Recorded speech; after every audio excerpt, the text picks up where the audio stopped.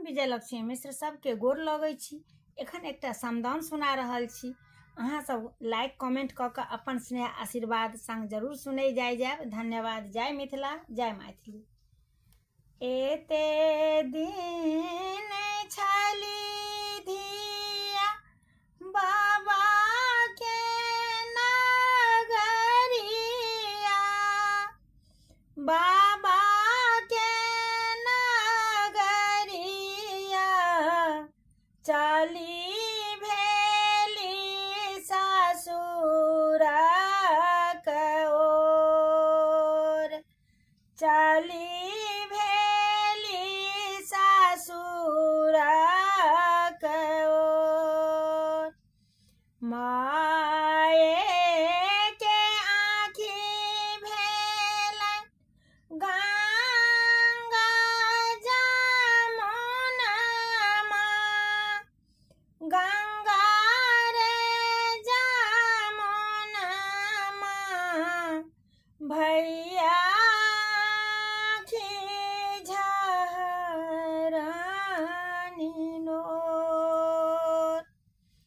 हिचकी हिचकी काने छोटे के बहिनिया,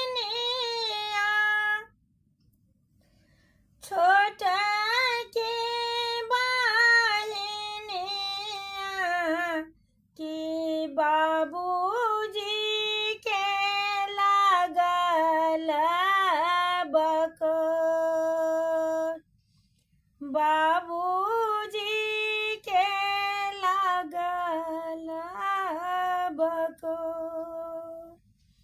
छूटी गेल नहिरा के साखी सहेलिया,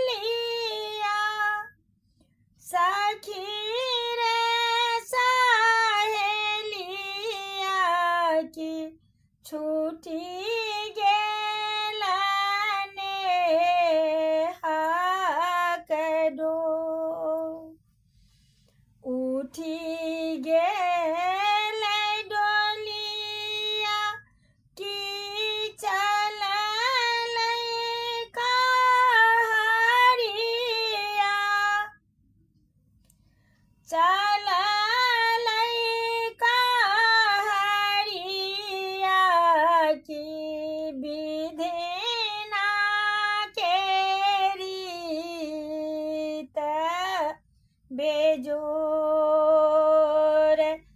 विधिना के रीत बेजोर।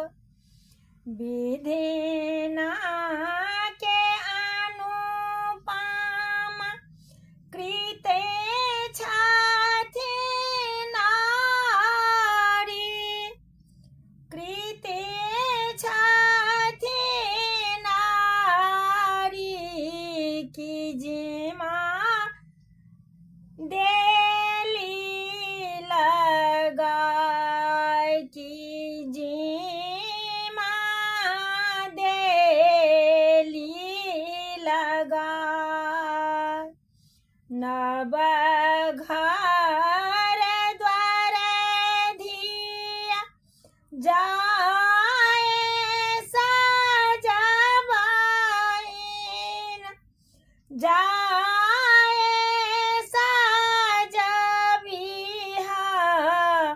ऋषि तात हृदय जुराय। एते दिन छलियै धिया बाबा